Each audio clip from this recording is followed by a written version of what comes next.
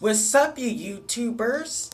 So today, I'm gonna talk about Radazz+Hearns. Now, Radazz+Hearns was a 14-year-old boy who got shot 7 times and still survived. Now that's what I call a miracle. I never known somebody get shot 7 times and still live life. I've never known that. So I'm glad that he's still living. And not only that, but I'm also glad that just the fact that he can still share a story. And I hope it doesn't turn out to be like another Sandra Bland situation where he's alive and then he just dies like a couple days later. I hope he stays alive during this whole little investigation that they're doing. So, I think it was the 14th or the 15th. He got shot. And it was midnight, I think, not midnight. Well, it was night. Okay, we'll just say that it was night when he got shot 7 times. He was outside. I think he was hanging around with some friends. That's what the report said. And the police and I think his friends had went away or something. And there was this one unmarked minivan, just unmarked, no nothing, and it was gray. And then you had some so-called police officers come out who actually didn't have a uniform on. I'll get on that topic later on. But for now, I want to talk about just the whole little story. Okay, so these police officers without uniforms came out the van and started shooting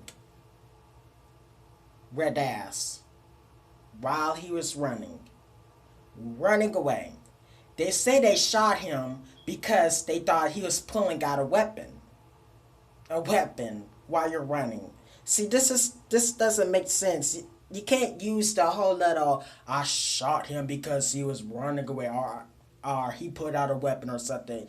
It really doesn't make sense because number one, unless you're a good shooter and you can still shoot straight while you running, maybe so. But really, what somebody gonna do to you while they running? They can't do much. You can easily block the hits they throw at you, whatever. I mean, and in the story they said that he was trying to pull up his sweatpants. He had on some sweatpants, and so really he didn't have a weapon at all. But they did find a gun under the van. What a coincidence. However, I still don't think he had a weapon. I still don't. See, here's the thing though. There was this one witness. Her name was Wanda. Yeah, Wanda, that was her name. She said that she said she just believed that the boy was there at the wrong place at the wrong time. Which I truly believe because she then stated that there was some kids driving around the neighborhood. They came down the street laughing and joking, whatever, playing music. And that was 15 minutes prior to the shooting. Now, I want y'all to keep that in mind. So, what she said had to be right. He had to be at the wrong place at the wrong time. They probably misidentified him for one of those boys that were driving through the neighborhood 15 minutes prior to where that happened. That's probably where that happened, though. But see, here's the thing I still can't get over, though. Unmarked minivan and no uniforms on the police. That could only mean one thing.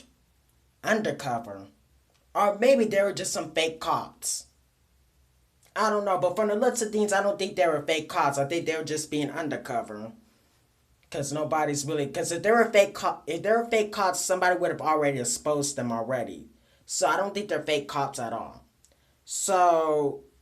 But still, you can't really confuse somebody for getting out a weapon when they really pulling out their pants. If you running and you got on some pants that are probably too big for you, you're probably going to have to pick them up. I mean, seriously. Otherwise, they're just going to be hanging down your legs while you run. So, that's just my opinion on that. That it just don't make sense. And what that lady said about him being at the wrong place, at the wrong time was absolutely correct. Absolutely. All you got to do is just read the news story.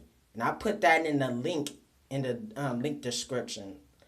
And I also want to talk about this boy, Zach Hammond, or Hammond, whatever you say his last name. He was another boy that was shot by the police. Just, now this was actually different. He wasn't misidentified at all. In fact, I think they were meant to shoot him. And the difference between this one and the Radazz shooting is that Radazz is black and Zach is white.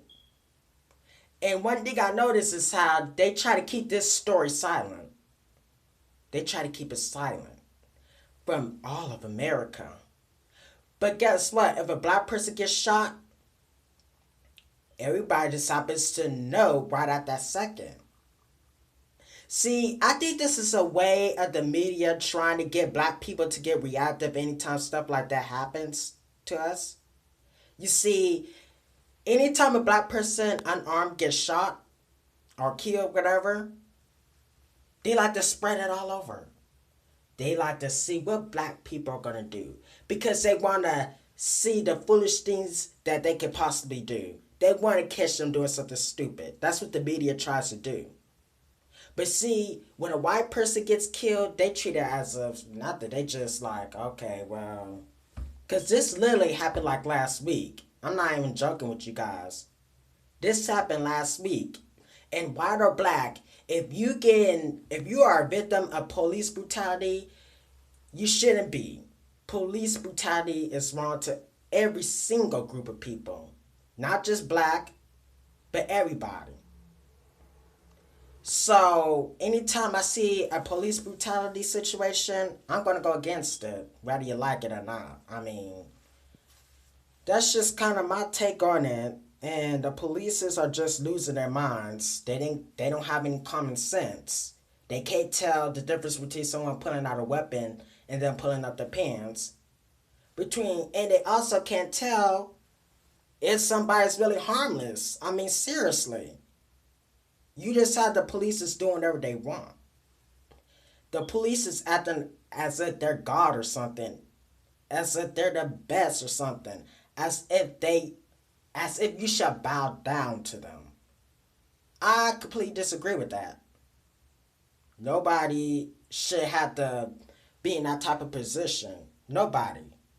You are the police. You're there to enforce the law. Not to just kill off people because you may think of something of them.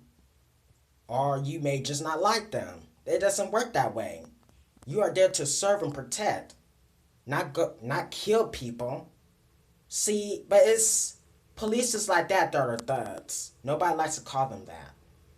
But anytime a black person gets killed in these stories, and you have black people protesting or rioting, they gotta be called thugs. But yet they take away from the fact that the police was a thug in the first place for doing the action.